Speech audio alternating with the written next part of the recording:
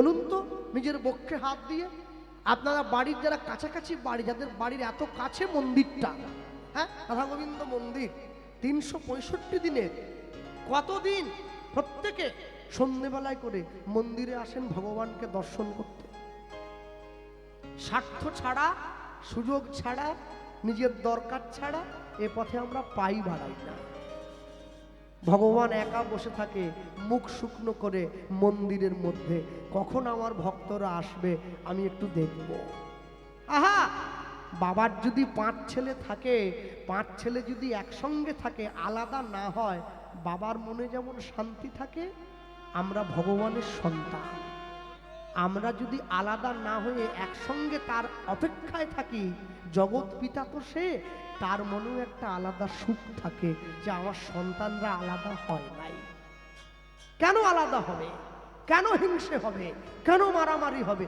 ভাবো, একটা মুসলমান বাড়ির ছেলেকে একটা চড় দিয়ে দিলে গোটা মুসলমান পাড়া চলে আসে, আমাদের ছেলেকে মারলে কেন? আর একটা হিন্দু বাড়ির লোক রাস্তায় পা ভেঙে পড়ে থাকলে বাকিরা পাশ দিয়ে চলে যায়, মোবাইলের ছবি তোলে, ফেসবুকে দাও, ওকে বাঁচাবার জন্য কেউ ছুটে যায় না। মা যখন মরে যায় 4 ভাই মিলে মিটিং করে, আমাদের মা যা যা খেতে ভালোবাসতো গোটা উস্তি থানার লোক ডেকে সেই খাবারগুলো খাওয়াবো। আর মা যখন বেঁচে ছিল 4 ভাই মিলে মাকে ভাগ করেছে, জানুয়ারিটা তোর কাছে, ফেব্রুয়ারিটা তোর কাছে। এক ভাই ছুটে গিয়ে ছোট ভাই বলছে যে মাসটা 29 দিনে হবে সেই মাসটা মা কথা খাবে, মানে একদিন কম হচ্ছে, 30 দিনে মাস হয়। বড় ভাই একটু আগে জন্মেছে, বেশি চালাক, ও বলছে তাহলে যে মাসটা 31 দিনে হবে সেটা মা কথা খাবে, ওটা একদিন বেশি আছে। মেজ ভাই বলছে দেখ আমি তো বড় চাকরি করি, আমি সমস্যা মিটিয়ে দিচ্ছি। কি বলে? মা 31 দিনে যে ভাইয়ের কাছে খাবে 29 দিনে সে ভাইয়ের কাছে খাবে। কেন? ওখানে একদিন কম হচ্ছে, এখানে একদিন বেশি। বলুন তো, মা যখন সন্তানকে স্তনদুগ্ধ পান করেছিল, মা কি হিসাব করেছিল কোন মাসটা 31 দিনে, কোন মাসটা 29 দিনে? হ্যাঁ, আমাদের জীবনে শিক্ষা আছে, আমাদের জীবনে অর্থ আছে, আমাদের জীবনে সম্পদ আছে, আমাদের জীবন থেকে সংস্কারটা হারিয়ে গেছে।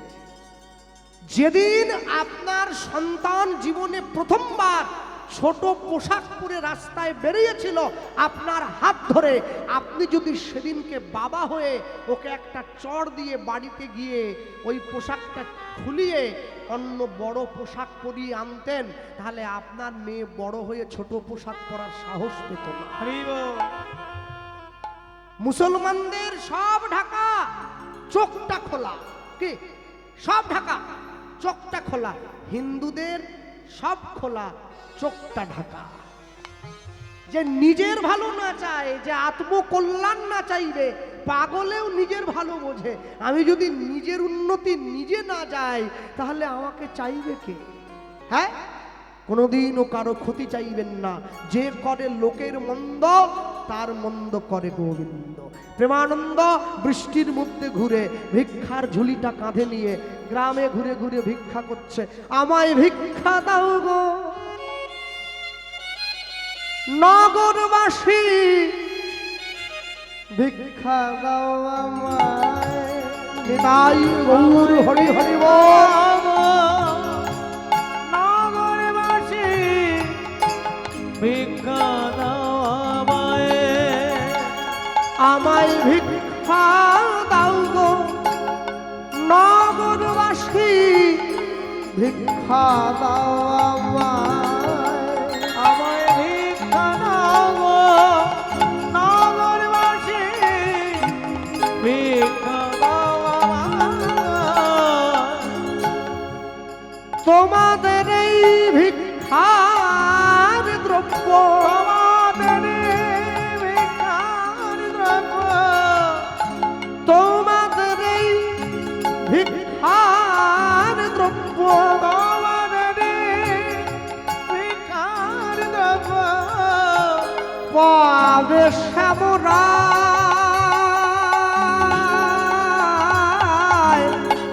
ভিক্ষা দাও আমায়, আমায় ভিক্ষা দাও গো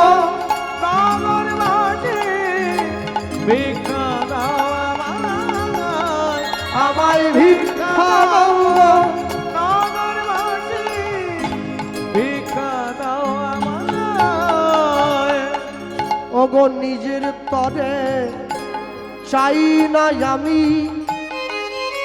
ওগো চাই যে তারি লাগি।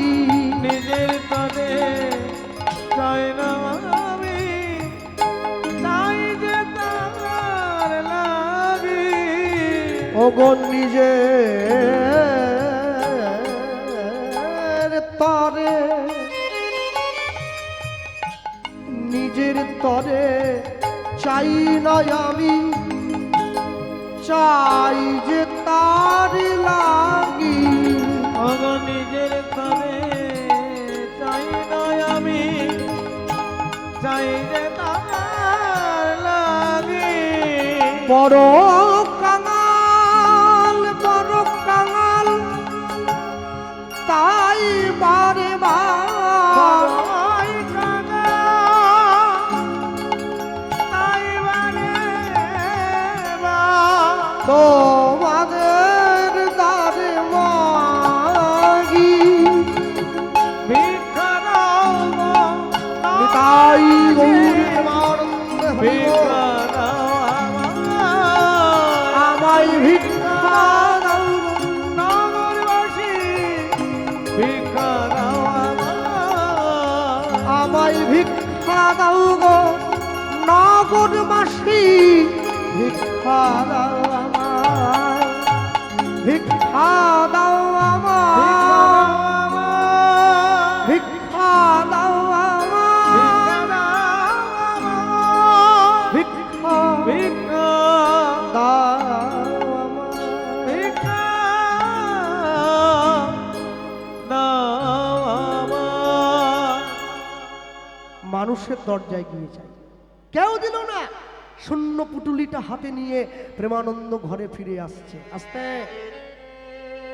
ভগবান যখন দেয় 100 হাতে দেয়, আর যখন কেড়ে নেয় না 1000 হাত দিয়ে কেড়ে নেবে, কোমরের ঘুমসিটা পর্যন্ত থাকবে না।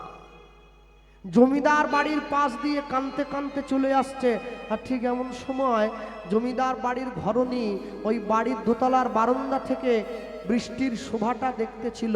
এমন সময় দেখতে পাচ্ছে একটা ছেলে বৃষ্টিতে ভিজতে ভিজতে যাচ্ছে। এই কে রে, এই কে যাচ্ছে? ছেলেটা এদিকে আয়, চোর বদমাসটাকে এদিকে আয়। যেই ডাক দিয়েছে প্রেমানন্দ দাঁড়িয়ে পড়েছে। মা, আমি চোর নই। চোর নোস? তুই কে? আমার নাম প্রেমানন্দ। প্রেমানন্দ? এদিকে আয়, এদিকে আয়, এদিকে আয়। যেই ডেকেছে কাছে গেছে। প্রেমানন্দ এই নামের ছেলে তো আমাদের গ্রামের নাম শুনিনি। তোর বাড়ি কোথায়? মামা, আমার বাড়ি এই কাশিতে, এই মেধাগ্রামে বাড়ি। মেধাগ্রামের ছেলে তুই এত দূরে ভিক্ষা করতে? হ্যাঁ মা। কেন ভিক্ষা করছিস? বাড়িতে কি খাওয়ার মতো চাল নেই? না না, আমার চাল আছে। আমি তো রামানন্দ স্বামীর আশ্রমে থাকি, আমার গুরুদেবের নির্দেশে ভিক্ষা করি। চমকে উঠল। কি বললি?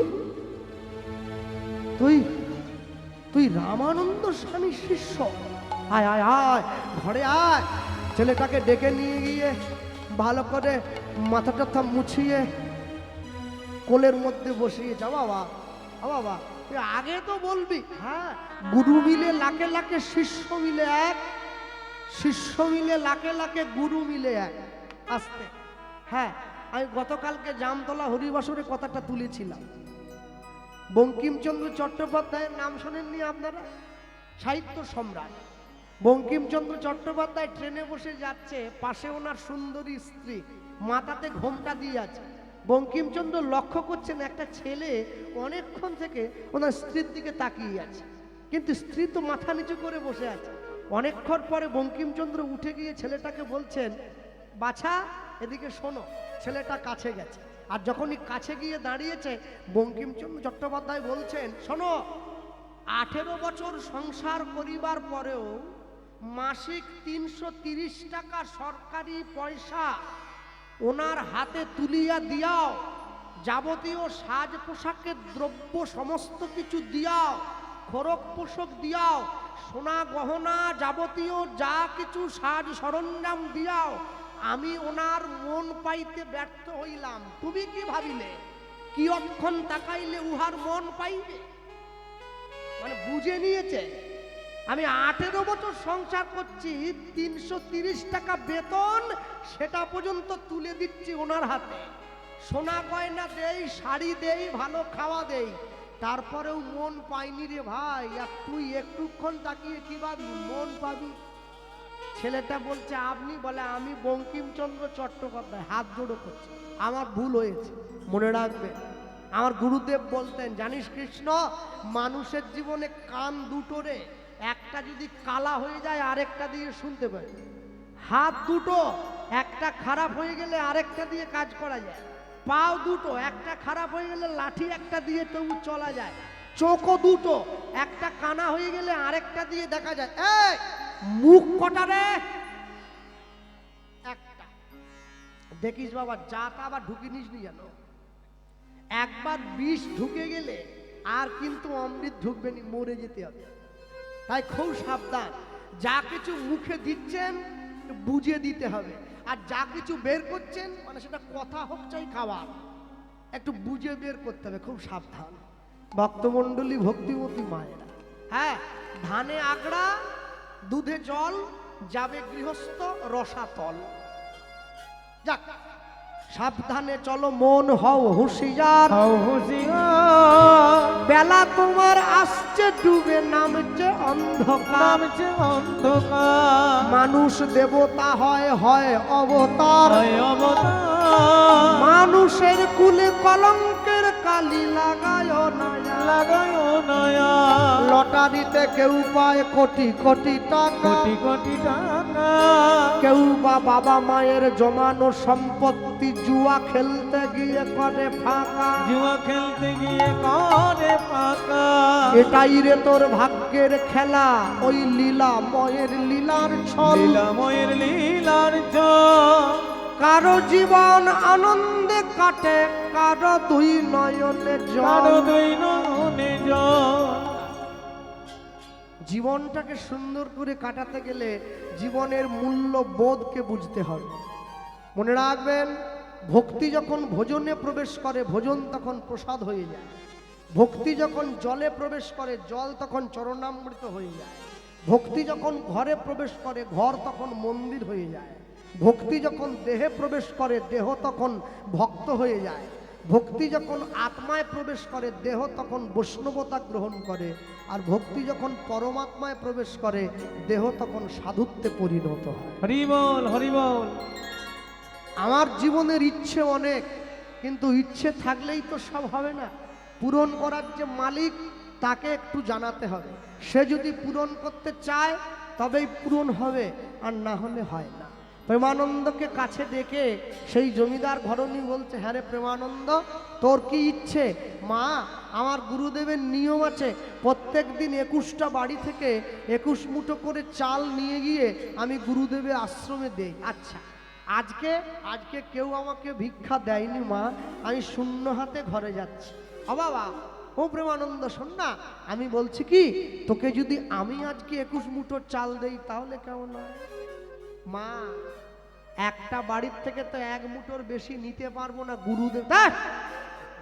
বোকা, চুপ কর। তোর গুরুদেব কি দেখতে আসছে না? হ্যাঁ, গুরুদেব দেখতে আসলে তবে তো জানবে, গুরুদেব জানতেই পারবে না কতখানি চাল নিচ্ছিস।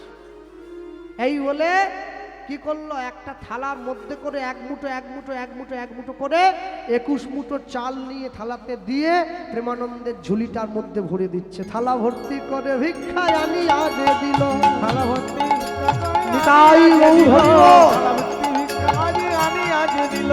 থালা ভর্তি ভিক্ষায় আজি জানি আজ দিল। থালা ভর্তি ভিক্ষা আজ দিল। প্রেমানন্দ আনন্দেতে গ্রহণ করিল। প্রেমানন্দ আনন্দেতে গ্রহণ করিল। প্রেমানন্দ আনন্দেতে গ্রহণ করিল। প্রেমানন্দ আনন্দেতে গ্রহণ করিল। ভুলিয়া যে গেল তখন গুরুর বচন। ভুলিয়া যে গেল তখন গুরুর বচন।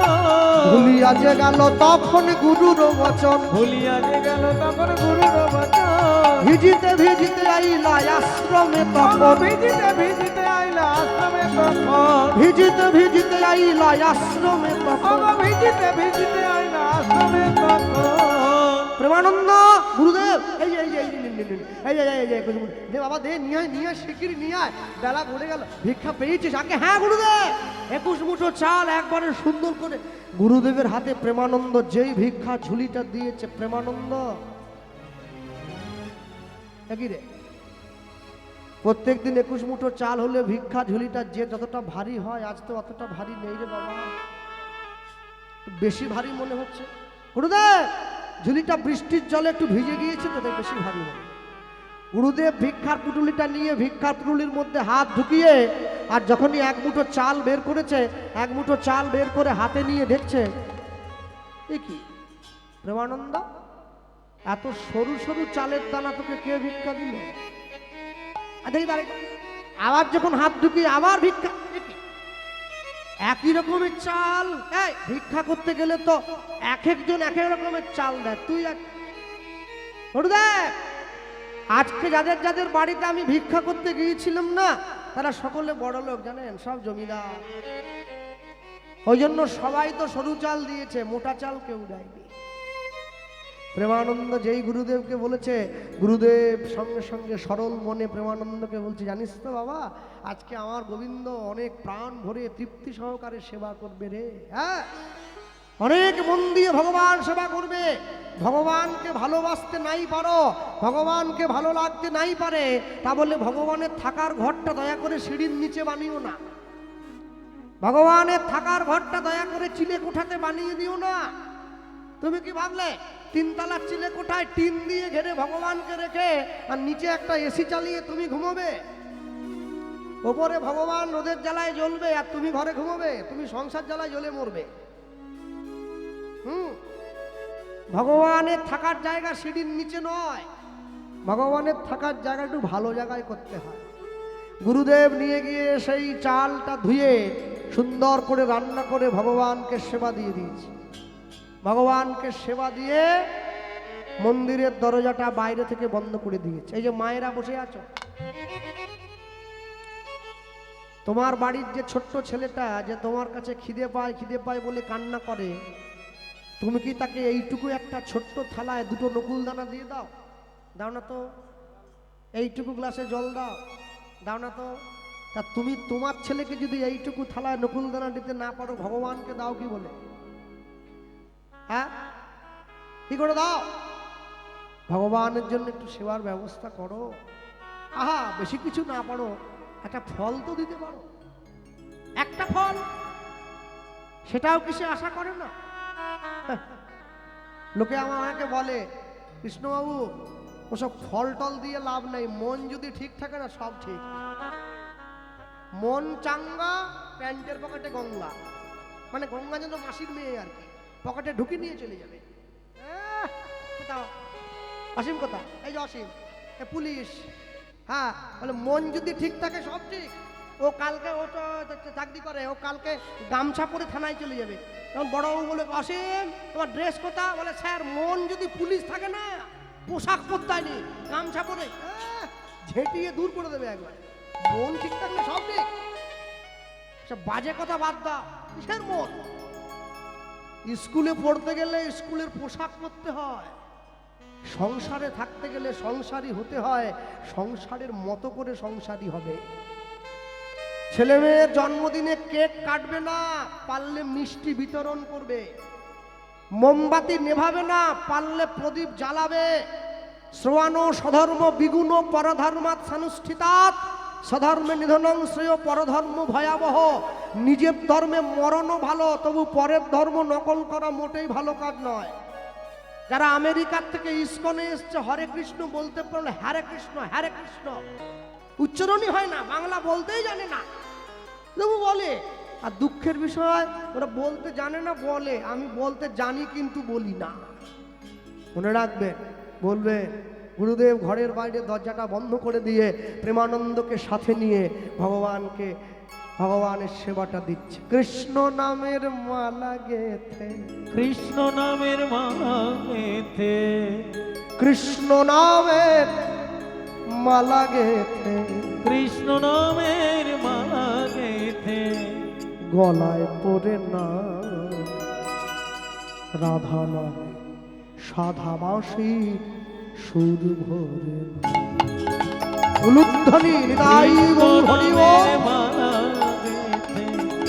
কৃষ্ণ নামের মালা গেথে গলায় পড়ে না রাধা নামে সাদা বাজে পড়ে না ও রাধা নামে সাদা বাজে পড়ে না। কৃষ্ণ নামের মালা গেথে কৃষ্ণ নামের মালা গেথে হরি নাম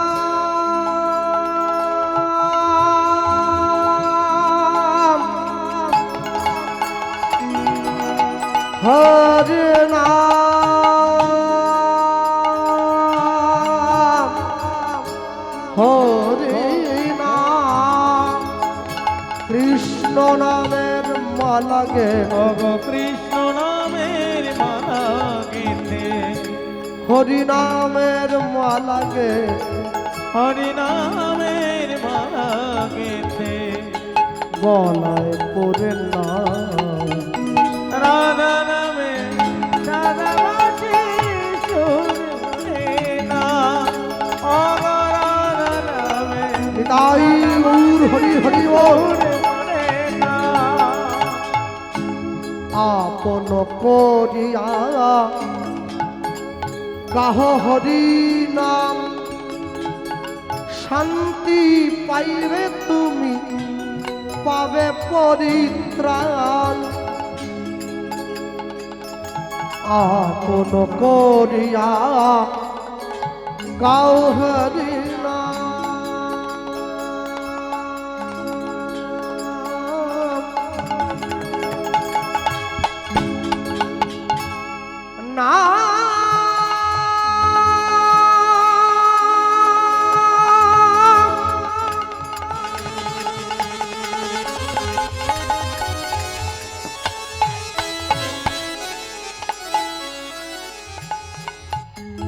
গাহনা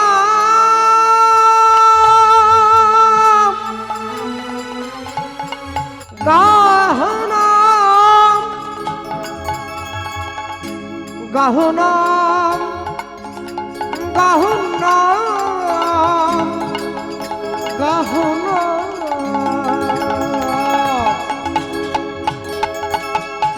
আপন করিয়া গাহ সেই নাম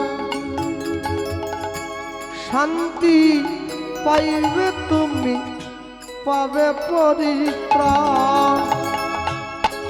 আনন্দ সাগরে ভাসিয়া রবে আনন্দ সাগরে ভাসিয়া যাবে তুমি আনন্দ সাগরে ভাসিয়া রবে তুমি আনন্দ সাগরে ভাসিয়া রবে কণ্ঠ ভরে নাম গাও নাম গাও নাম গাও রাধা নামে সাদা বাজে সুর ভরে না ও রাধা নামে সাদা বাজে না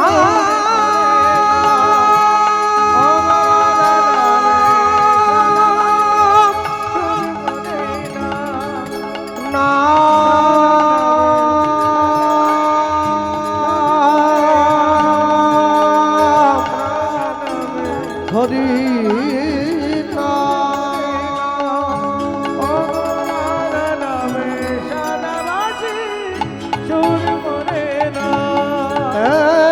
কৃষ্ণ করুণা সিন্ধু দীন বন্ধু জগৎ গোপেশ গোপিকা কান্ত রাধা কান্ত নমস্তুতে রাধা কান্ত নমস্তুতে। ভগবানকে সেবা দিয়ে যেই রামানন্দ স্বামী মন্দিরের দরজাটা ছুটে গিয়ে খুলে দিয়েছে, চমকে উঠল প্রেমানন্দ। কি দেখি প্রেমানন্দ নাম ধরে ডাক দেওয়ার সঙ্গে সঙ্গে প্রেমানন্দ ছুটে গিয়ে রামানন্দ স্বামীর সম্মুখে দাঁড়িয়েছে। গুরুদেব, অপ্রেমানন্দ আয় বাবা, আয় আয় কাছে আয়। আমি বলছি কি, তুই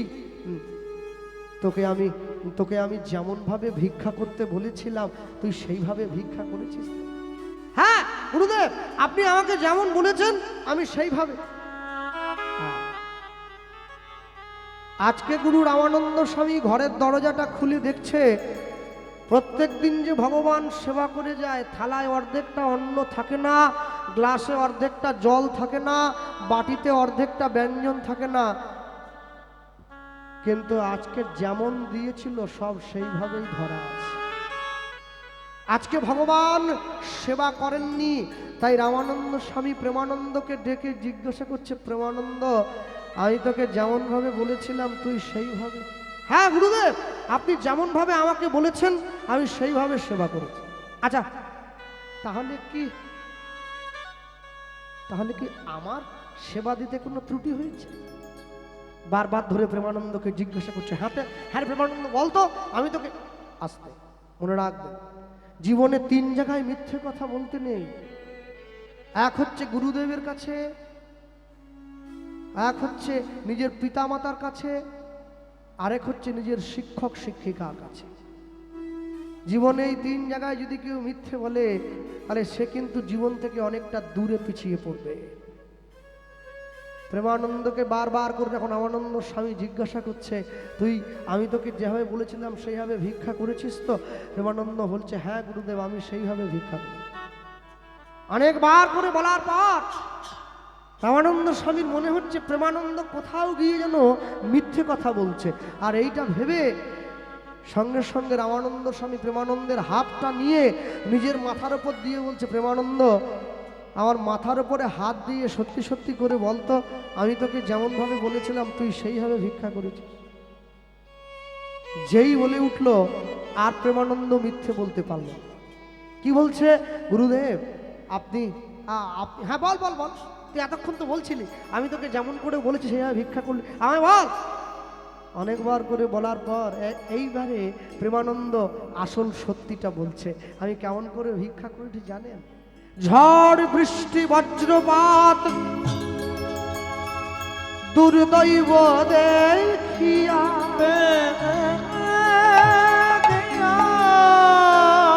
কেমনে পাইব ভিক্ষা সবাই দিল ফিরাইয়া, সবাই দিল ফিরাইয়া। এক ঘর হইতে আমি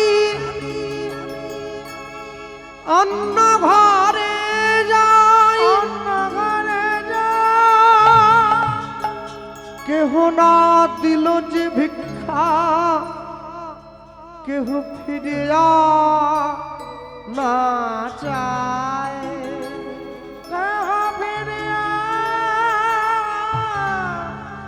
ফিরিয়া না যায়। জমিদার ঘরণী মোরে করুণা করিয়া, করুণা করিয়া 21 মুষ্টি চাল দিল ভিক্ষার থলিতে ভরিয়া, ঝুলিতে ভরিয়া। যেই সঙ্গে সঙ্গে প্রেমানন্দ বলে উঠল, 21 মুষ্টি চাল জমিদার গৃহিণী আমার থলির মধ্যে ভরে দিয়েছে। রামানন্দ স্বামী চিৎকার করে উঠলো, এ তুই কি করলি? এতবার করে তোকে না বলা সত্ত্বেও আমার নিষেধ, আমার কথাকে অগ্রাহ্য করে তুই একটা বাড়ি থেকে। রামানন্দ স্বামী তখন করে হায় হায়,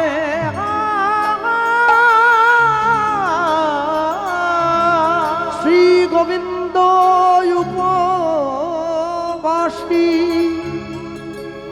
কি হবে কি হবে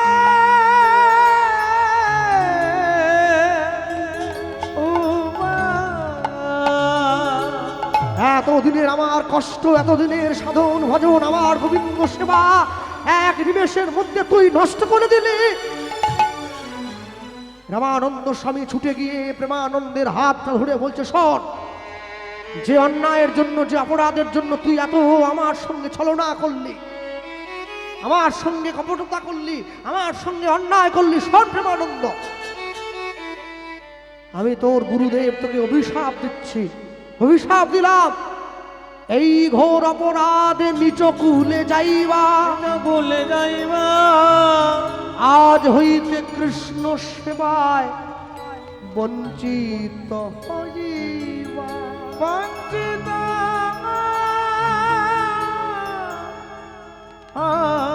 হইবা। এই ঘোর অপরাধে নিচ কুলে যাইবা, আজ হইতে কৃষ্ণ সেবায় বঞ্চিত হইবা। পরবর্তী জীবনে তোমার যেখানে জন্ম হোক প্রেমানন্দ, তোমার জন্মটা নিচু ঘরে জন্ম হবে, আর ব্রাহ্মণ ঘরে নয়। প্রেমানন্দ ছুটে গিয়ে গুরুদেবের চরণটা জড়িয়ে ধরে বলছে, গুরুদেব, আমার নিচু ঘরে জন্ম হোক, আমার দুঃখ নাই, আমি চণ্ডালের ঘরে যাই তাতে আমার দুঃখ নেই, আমি কৃষ্ণ সেবায় বঞ্চিত হব তাতে আমার দুঃখ নেই। আমার দুঃখটা কিসে জানেন? আমি যেন আপনার চরণ ছাড়া না হই। প্রেমানন্দ গিয়ে রামানন্দ স্বামীর চরণটা জড়িয়ে ধরেছে, রাগে গড়গড় করে রামানন্দ স্বামী বলে উঠল, আমার পাটা ছাড়, পাটা ছাড়। অনেক করে বলার পর যখন প্রেমানন্দ পাটা ছাড়ছে না, রামানন্দ স্বামী কাঠের খড়মটা নিয়ে এসে প্রেমানন্দের পৃষ্ঠে আঘাত করছে, পাছা আর পাটা ছাড়, বারবার ধরে আঘাত করছে। প্রেমানন্দের কোমল পৃষ্ঠ দেশটা ফেটে গিয়ে দরদর করে রক্ত গড়িয়ে পড়ছে। যন্ত্রণায়, দুঃখে, ব্যথায় অস্থির হয়ে প্রেমানন্দ রামানন্দ স্বামীর পাটা ছেড়ে দিয়েছে। দূর হয়ে যা, আমার আশ্রম থেকে দূর হয়ে যা, থাকবি না, যা।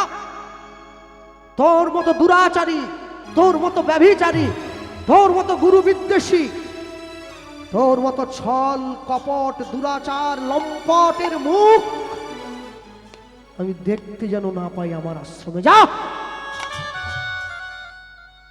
প্রেমানন্দের মনে বড় ব্যথা লেগেছে, গুরুদেব,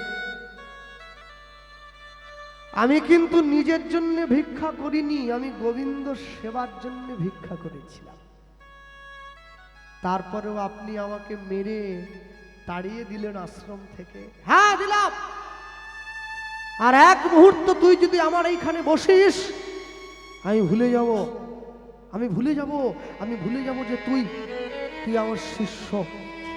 যা, চলে যা, আমার গোবিন্দ না খেয়ে আছে, আমি উপোস করে আছি, আমার গোবিন্দ উপোসে আছে, আমার মাথার ঠিক নেই, তুই চলে যা। আজকে আপনারা বাড়িতে কীর্তনে হরিনামে মন্ত্র বলে শোনেন না, গুরু ব্রহ্মা গুরু বিষ্ণু গুরুদেব মহেশ্বর গুরুরেব পরম ব্রহ্ম তস্मै শ্রী গুরবে নমঃ। যদি আমরা এই মন্ত্রটার বাইরের দিকটা ধরি, গুরু ব্রহ্মা, যেই গুরু সেই ব্রহ্মা, গুরু বিষ্ণু গুরু মহেশ্বর, এটা বাইরের দিক। আচ্ছা, যদি আমি ভিতরের দিকে ধরি, গুরু ব্রহ্মা, ব্রহ্মার কাজ কি? সৃষ্টি করা। গুরু ব্রহ্মা, গুরুদেব আমাদের অন্তরে ভক্তির বীজটা সৃষ্টি করছেন। গুরু বিষ্ণু, বিষ্ণুর কর্ম কি? পালন করা। গুরুদেব অন্তরে কৃষ্ণ প্রেমের বীজটাকে পালন করছেন। গুরুদেব ও মহেশ্বর, মহেশ্বরের কাজ কি? সংহার করা। আমাদের অন্তরের অন্যায়টাকে সংহার করছেন, যেমন ভাবে প্রেমানন্দের অন্যায়টা সংহার করলেন। আস্তে যে সমস্ত ইয়ং ছেলে মেয়েরা দাঁড়িয়ে বসে আছো, দেখবে ভারতবর্ষের মাটিতে কত বড় বড় নায়ক নায়িকা দেখা যায় না? ঐশ্বর্য রায়, দীপিকা পাডুকোন। আচ্ছা, তাহলে যে নায়ক নায়িকা সিনেমা দেখার জন্য এত ভিড় হয়, সিনেমা হলে গিয়ে এত চিৎকার করি আমরা, হ্যাঁ, শাহরুখ খান নায়ক, সালমান খান, দীপিকা, এই সব আছে সব। আচ্ছা, একটা কাজ করলে হয় নাকি? কালকে সকালবেলায় ঘুম থেকে উঠে কাজে যাওয়ার সময় আমরা একটা শপথ করি, এসো কি আমরা সকলে মিলে শাহরুখ খানের ছবিতে প্রণাম করে কাজে যাব। আমরা ও ঠাকুর ঠাকুর বাদ দাও, হ্যাঁ, যতই নায়ক নায়িকার ছবি তোমরা দেখো, প্রণাম করার সময় কিন্তু দেবাদিদেব মহাদেবের খালি গায়ে ওই ছাই মাখা ছবিটাকেই লোকে প্রণাম করে। কেন কেন প্রণাম করে? মনে রাখবে, দুধের দাম যদি 10 টাকা কিলো হয়, ওটা সবার সামনে বসে খাওয়া যায়। মদের দাম যদি 1 লক্ষ টাকাও হয়, ওটা বাঁশ বনে গিয়েই খেতে হয়। এটাই হচ্ছে দুধের সঙ্গে মদের তফাৎ। হরি বল, হরি বল। ভালোটা যত ছোটই হোক, খারাপটা কোনোদিন ভালোটাকে ছাপিয়ে যাবে না। দেবাদিদেব মহাদেবের ছবির দিকে তাকালে আমাদের মনে পড়ে ভারতবর্ষের মানুষ ভোগকে ভালোবাসেনি, ত্যাগকে ভালোবেসেছে। আর বড় আশ্চর্য লাগে, আমরা বিজ্ঞাপন দেখে ছুটে যাই। মনে রাখবে, যে জিনিসটার বিজ্ঞাপন যত বেশি হয়, ওটা তত বেশি খারাপ। মায়ের হাতে তৈরি করা আটার রুটির বিজ্ঞাপন হয় না, পচা পাউরুটির বিজ্ঞাপন হয়। হ্যাঁ, সব সময় পৃথিবীতে যে জিনিসটা খাঁটি, যেটা আসল, সেটার প্রচারের দরকার হয় না, ঠিক তার কদর করে মানুষ নিয়ে যায়। তুমি যদি চিনি তৈরি হতে পারো না, অন্ধকারে সাপের জিভেও তুমি মিষ্টি বলে মনে হবে। আর যদি বিষ তৈরি হও, তাহলে আলোতে বসেও লোকে তোমায় মুখ দিলে তোমাকে সেই তিতো বলেই মনে হবে। হ্যাঁ, আমার তো 365 দিনের মধ্যে 200 দিন ছুটে বেড়ানো কীর্তনের জন্য। এই 200 দিনের মধ্যে 100 দিন 24 পরগনা। তাই কলকাতা পেরিয়ে আসা যাওয়া করতে করতে পুলিশগুলোর সঙ্গে একটা পরিচয় হয়েছে, খুব সুন্দর জানেন। ওরা দেখলেই চিনে যায়। আমার গাড়িতে নাম লেখা নেই, দেখলেই বোঝে। হ্যাঁ, 7866 গোপালকৃষ্ণ পাল আসছে, ওই 7866। আশ্চর্য কি, রাত্রেবেলা গাড়ির থেকে নামিয়ে একজন অফিসার আমাকে বলছে, স্যার নেমে আসুন। আমি, স্যার রোজ তো দেখছেন, তাও কি কাগজ দরকার? বলে, কাগজের জন্য ডাকিনি রে ভাই, আমি জানি আপনার কাগজ ঠিক আছে। মেদিনীপুর থেকে হরিনাম করতে যাবেন, কাগজ ঠিক থাকবে না? কাগজ গন্ডগোল কাজ, যেগুলো চোর হয়। আপনি চোর নাকি? আসুন, নেমে আসুন। তা নামাচ্ছেন কে? বলে, ছবি তুলবে একটা আপনার সঙ্গে। এই রাত্রিবেলা রাস্তার মধ্যে ছবি তুলবে, লোক দেখলে তো আরো খারাপ বলবে আমাকে।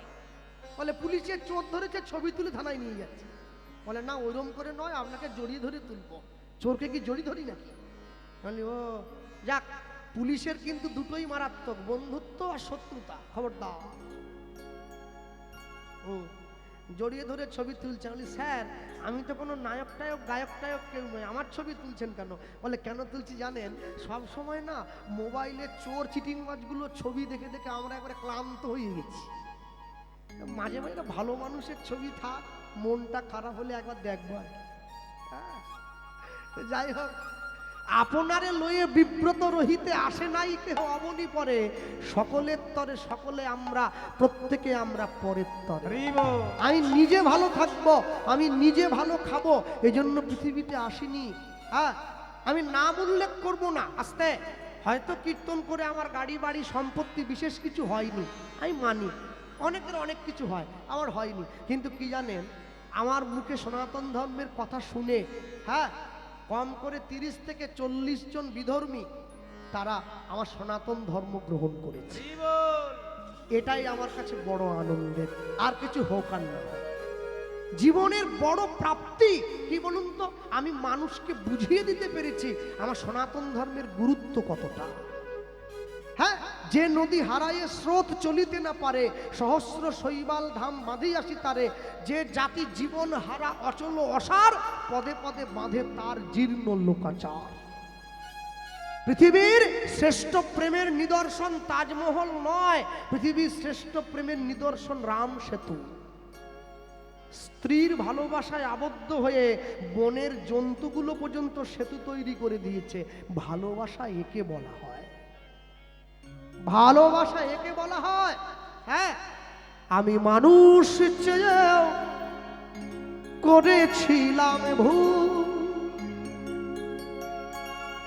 আমি মানুষ চেয়েও করেছিলাম ভুল,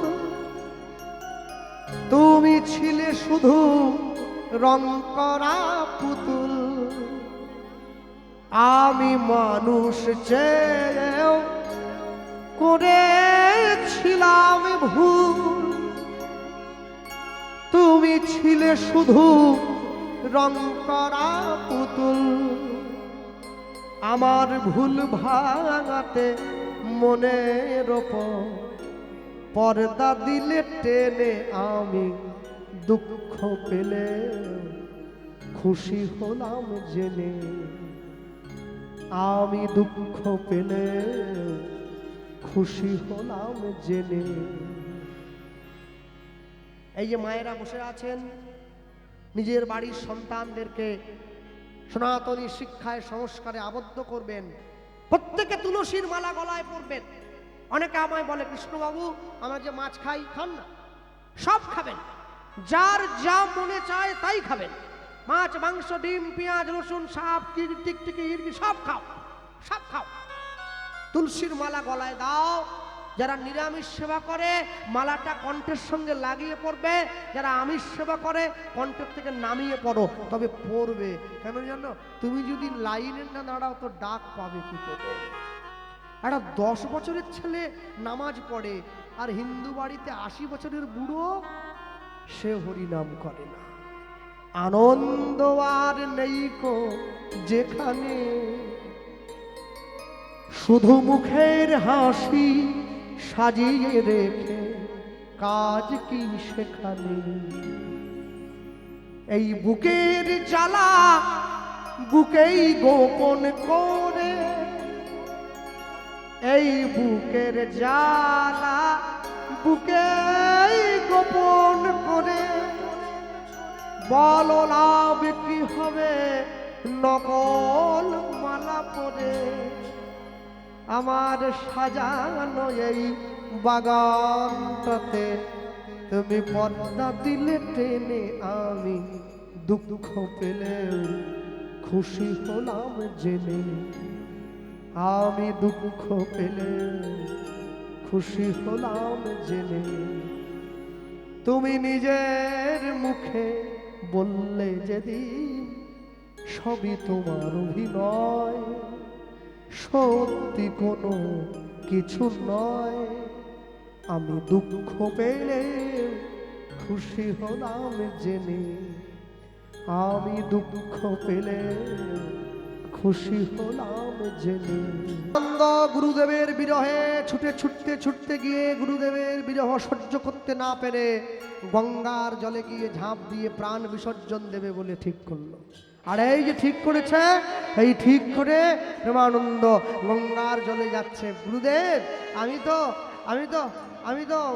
আমি তো বাড়ি ফিরতে পারবো না, তাই আপনার বিরহে আমি গঙ্গার জলে ঝাঁপ দিয়ে প্রাণ বিসর্জন দেব। গুরু গুরু গুরু বলি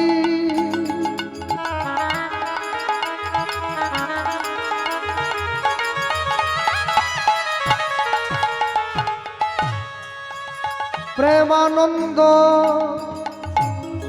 গঙ্গার জলে ঝাঁপ দিল। তাই গৌর হরিব গুরু গুরু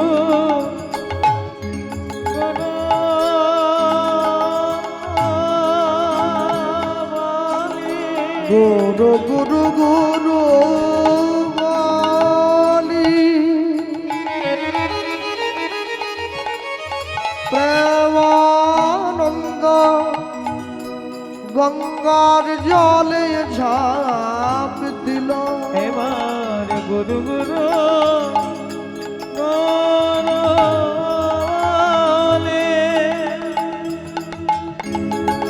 প্রেমানন্দ গঙ্গায় ঝাঁপ দিল। প্রেমানন্দের দেহ গিয়া গঙ্গায় প্রবেশিল। এবারে প্রেমানন্দে দেখা গিয়া গঙ্গায় প্রবেশিল। অগ প্রেমানন্দে দেহ গিয়া গঙ্গায় প্রবেশিল। এবারে প্রেমানন্দে দেখা দিয়া গঙ্গায় প্রবেশিল।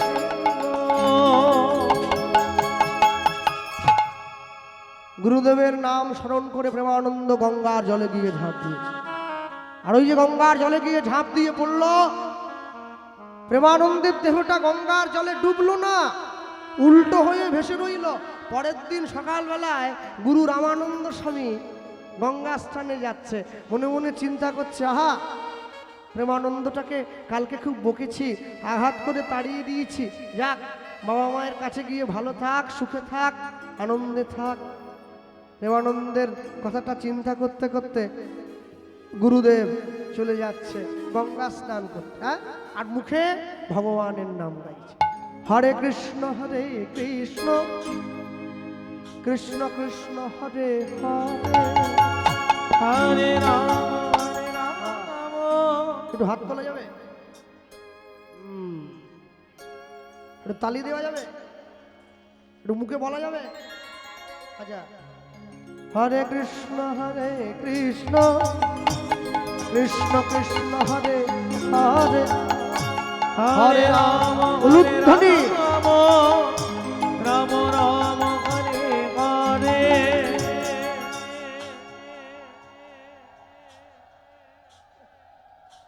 আয়া, আরে এরম বলিনি, এরম বলেছি।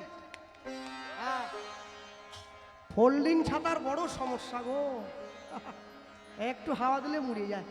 দাও, হরে কৃষ্ণ কৃষ্ণ কৃষ্ণ হরে হরে, হরে রাম রাম রাম হরে হরে, হরি হরি বল। হরে কৃষ্ণ কৃষ্ণ কৃষ্ণ হরে হরে, হরে রাম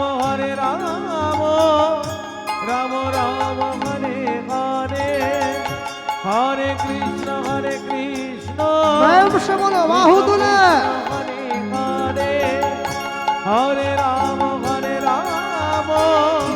রাম রাম হরে হরে, হরে কৃষ্ণ কৃষ্ণ কৃষ্ণ হরে হরে, হরে রাম রাম রাম হরে হরে, তাই গৌর হরি বল। হরে কৃষ্ণ কৃষ্ণ হরে হরে, হরে রাম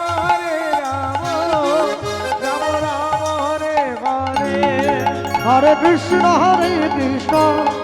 কৃষ্ণ কৃষ্ণ হরে হরে, হরে রাম রাম রাম হরে হরে, হরে কৃষ্ণ কৃষ্ণ কৃষ্ণ তাই গৌর হরি বল। হরে রাম রাম রাম হরে হরে, কলিকালে যাগ যজ্ঞ পূজা তর্পণ কিছু নহি কিছু আর। নাহি গো। কলিকালের একমাত্র ধর্ম হরি নাম ধর্ম, সর্বধর্ম সার। সর্বধর্ম সার। এই হরি নাম শুধু নাম নয়, মোদের ভব পারের কড়ি। ভগবানের করি। প্রেমানন্দ সবাই বল নিতাই গৌর হরি। প্রেমানন্দে সবাই মিলে বলো নিতাই গৌর হরি।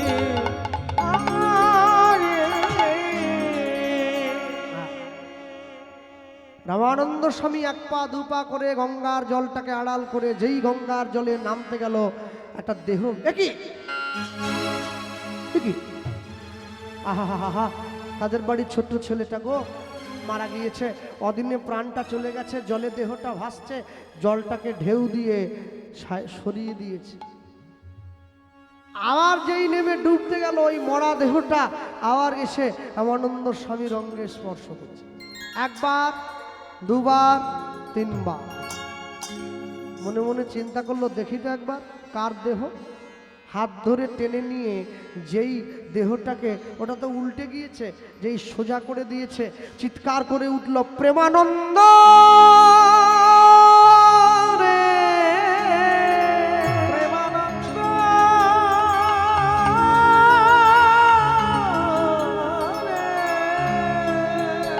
প্রেমানন্দ, এ তুই কি করলি? সামান্য একটু অন্যায় করেছিলি বলে ভুকেছিলাম, আমি তোকে মেরেছি, তাহলে তাহলে তুই তাহলে তুই নিজের জীবন নষ্ট করে দিবি?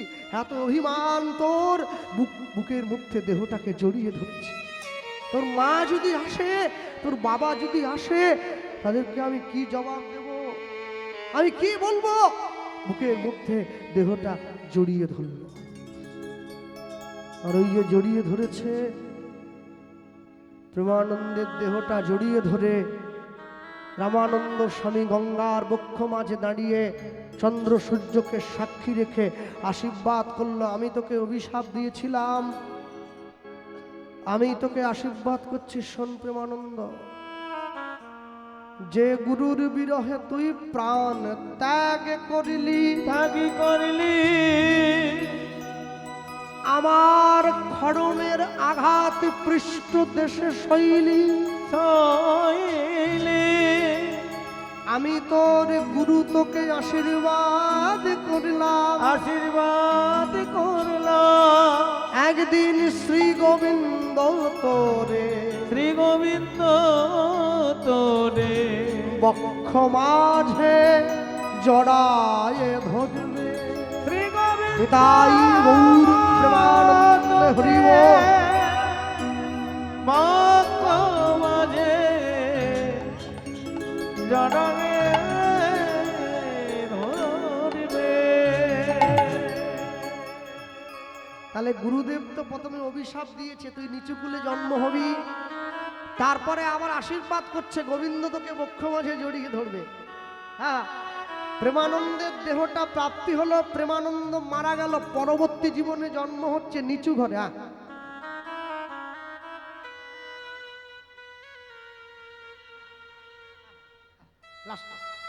নিয়ে গিয়ে দাঁড়িয়েছে, আর যখন দাঁড়ালো প্রেমানন্দের দেহটা বক্ষ মাঝে জড়িয়ে ধরেছে, আর ওই প্রেমানন্দ পরবর্তী জীবনে জন্ম হচ্ছে কি হিসাবে? জনমিল প্রেমানন্দ মুচির ঘরেতে, হুলুধ্বনি,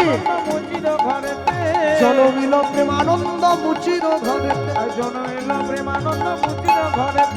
কৃষ্ণ সেবা করবে বলে আইলা তরিতে, কৃষ্ণ সেবা করবে বলে আইলা তরিতে, এই জীবনে প্রেমানন্দের বাবার নাম হচ্ছে মাধব দাস। পুত্রবদন হেরি কহে পিতা মাধব দাস, পুত্রবদন হেরি কহে পিতা মাধব দাস, পুত্রবদন হেরি কহে পিতা মাধব দাস, পুত্রবদন হেরি কহে পিতা মাধব দাস। আজ হইতে পুত্রের নাম দিলাম রুহি দাস, লুদ্ধনি, নাম দিলাম রুহি দাস, আজ হইতে পুত্রের নাম দিলাম রুহি দাস, আজ হইতে পুত্রের নাম দিলাম রুহি দাস। আনন্দ ধরে না, আনন্দ ধরে না, পুত্রবদন হেরি সবে, আনন্দ ধরে না, পুত্রবদন হেরি সবে হরি হরি হরি বলে, আনন্দ ধরে না, হরি হরি হরি বলে, আনন্দ ধরে না, হরি হরি হরি বলে, আনন্দ ধরে না, হরি হরি হরি বলে, আনন্দ ধরে, আনন্দ ধরে না, আনন্দ ধরে না, আনন্দ ধরে না। আজ হইতে পুত্রের নাম দিলাম রুহি দাস, আজ হইতে পুত্রের নাম দিলাম রুহি দাস, আজ হইতে পুত্রের নাম দিলাম রুহি দাস।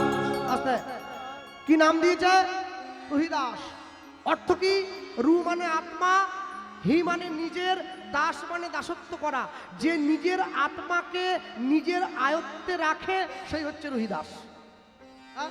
আর আমরা নাম দিয়েছি কি নাম? টম, রম, ঝম, কম, পল্টু, বল্টু, কেলটু, কি সব বাবা। হ্যাঁ, বাপ তার বেটাকে পাপাই মরার সময় ডাকছে পাপাই, জগতের যত পাপ সব চলায় পাপাই, বাপ বেটা মিলে জমের করতে যাই, চলে আয় চলে আয়। কি সব, কি নাম দিয়ে জগতে এসে গেল। হ্যাঁ, ছেলের নাম রুহিদাস দিয়েছে বাবা ভালোবেসে। আসতে, আজকে কীর্তনের শেষ দিন, আমাকে ঠাকুর মশাই বললেন শেষে একটু রাসের 2 লাইন আপনি করে বিশ্রাম দেবেন। আমি বলে রাখি পোষা প্রসঙ্গে, দেখো এরপর হরিলু উঠাবে বাতাসা, তারপর বাড়ি যাবে, কেউ যাবে না। একটু পিছন দিকে তাকিয়ে দেখো সবাই, কি দেখতে পাচ্ছেন? রাসমঞ্চ, তাই তো? আচ্ছা, রাসমঞ্চের এইদিকে দেখো, নীল শাড়ি পরে, বড় চুল, মানে ছেলেও নয় মেয়েও নয়, মাঝামাঝি কেউ একটা, দেখছো? কে বলো তো? মহাদেব। কি সেজেছিল? হ্যাঁ, শ্বেত গোপী। শ্রীমদ ভাগবতে কোথাও বলা নাই।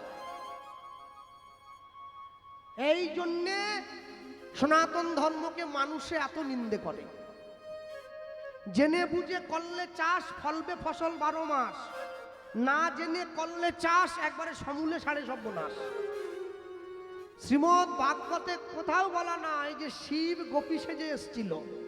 তাই রাসমঞ্চের বারোয়ারি যদিও বা হয়, সেখানে শিবের বারোয়ারি কোনোভাবেই করা যাবে না।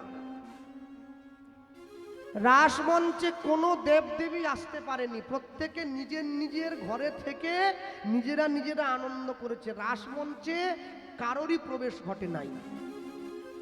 বিভিন্ন রকম পুরাণে লেখা আছে যে সেখানে শিব এসেছিলেন শ্বেত গোপী সেজে। যারা শ্রীমদ্ ভাগবত আস্বাদন করেন রাসলীলার মাধ্যমে, দেখবেন সেখানে কোনো শ্বেত গোপী টুপির কথা বলা নাই। হ্যাঁ, 100 কোটি গোপী লইয়া রাস ও বিলাস, আনন্দে নৃত্য করে গোবিন্দ দাস। হ্যাঁ, এই যে 100 কোটি গোপী, এই 100 কোটি গোপী বৃন্দাবনে দাঁড়াবার জায়গা আছে কি? আছে? 100 কোটি লোক গোটা দক্ষিণ 24 পরগনা হাঁটতে পারবে? জায়গা আছে? কোথায়? ওইটুকু একটা বৃন্দাবন, 100 কোটি লোক শ্বেত গোপী। শোনো, ঊর্ধ্বলিঙ্গ ঊর্ধ্বজনী ঊর্ধ্বরতি হয়, ঊর্ধ্ব না হইলে জীবে যাবে জমালয়। পুরুষের লিঙ্গ হয় মস্তকের মণি, তা লইয়া খেলা করে দেববদ্ধজনী। শ্রীরাধিকা হয় তার প্রেমের মহাজন, সেই মানুষের বাড়ে ওজন, তাকে বলে মহাজন।